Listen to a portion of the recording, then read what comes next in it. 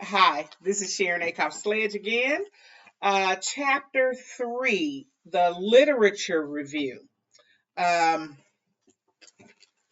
Full disclosure, I'm a math person. I did in my previous career write a lot of technical reports, but the type of reports that I wrote were based on analyses that I did. So I would run, I dealt with large scale simulations, and I would run those simulations. I would do things with the data, and then there was real data that I got from my simulations, and then I would write a technical report based on my analysis of that data. So literature review was something new to me when I entered, when I started working on a master's for education, and then especially for this PhD program. I didn't really understand how to do a literature review because we were just told to do a literature review. And so I went on the internet to find examples of literature reviews, not still quite not sure that I was doing it right. So I appreciate this lesson because it gives Dr. Ely gives a little bit more insight and a little more of the technicalities of a literature review.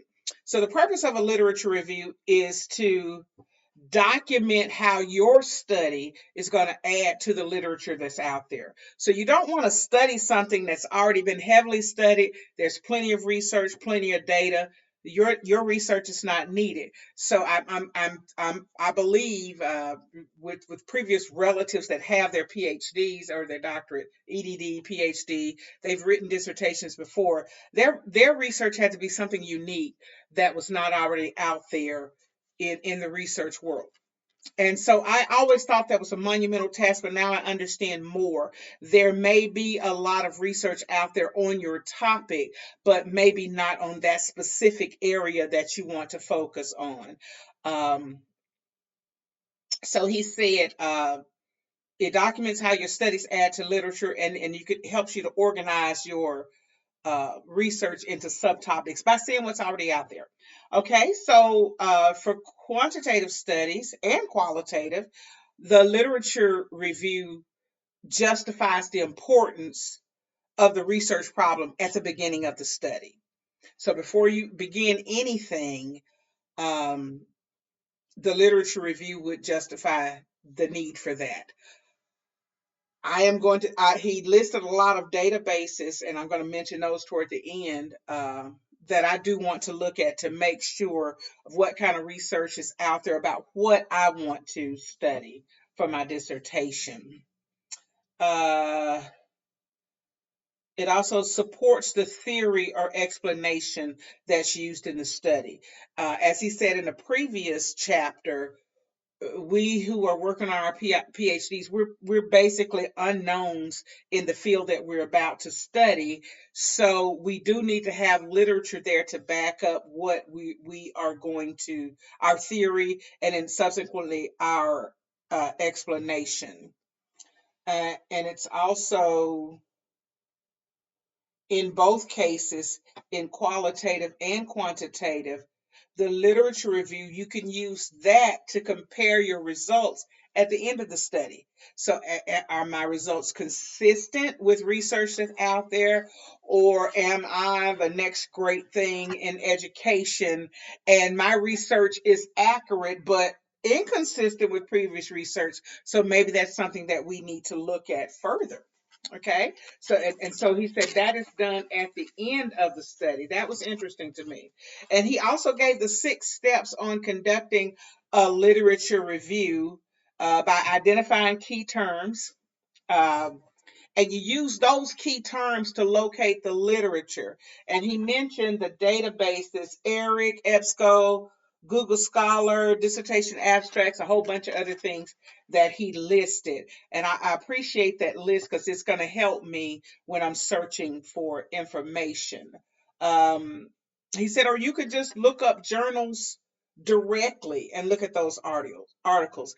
He did caution us of being cautious of Wikipedia, and I think most of us understand that Wikipedia, a wiki in general, is something that users contribute information to, and it may not necessarily be vetted, and it may not necessarily be accurate. So we don't want to use, even in high school, we or in middle school, we don't allow students to use Wikipedia as a valid source. We steer them to we use Google Scholar in the library.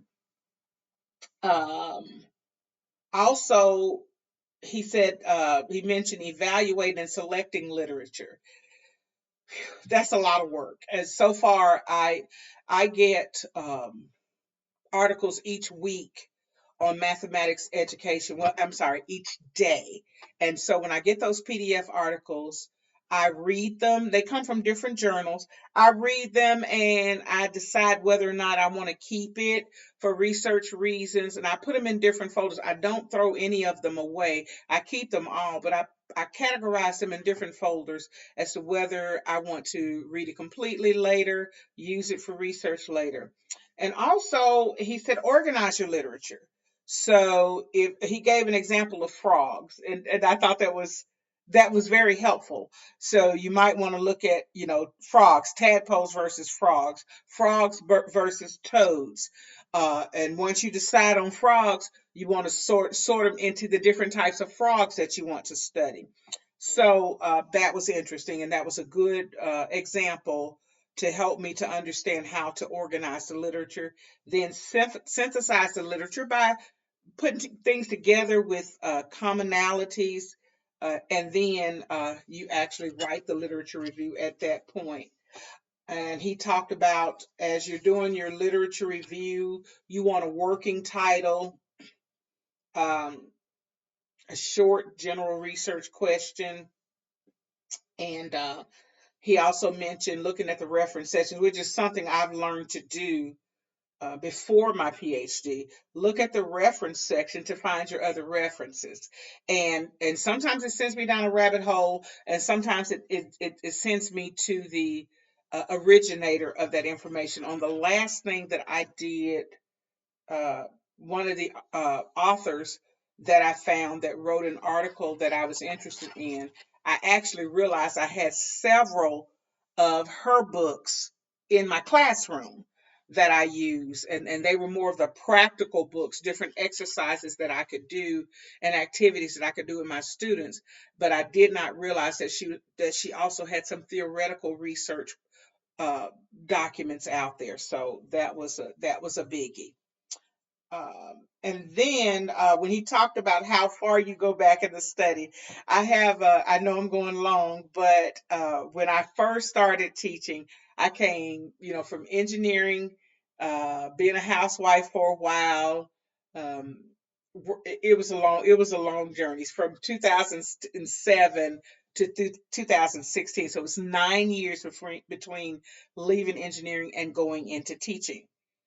I had no idea what I was doing. I went straight from that into teaching. I was enrolled in college, but I had not started yet. So I had not had my first education course. So we had a professional development, and they handed us different articles, and they asked our group to defend or whatever, uh, uh, whether teacher centered or student centered was the best way to educate. And they said whether you believed your article or not, just defend it. So my team, we wrote a very good defense, and I was the one to present.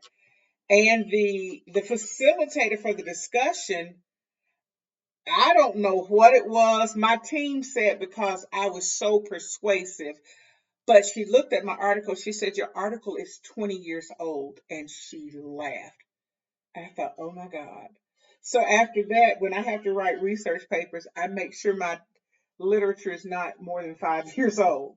But it was interesting that Dr. Ely pointed out how far back you need to go depends on what you're studying. So if I'm studying AI, most of my literature does not exist from 10 years ago.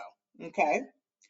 Now, if I'm studying the advent of the internet, then I do need to go back to the mid 1990s when I remember when it was ARPANET and DARPANET.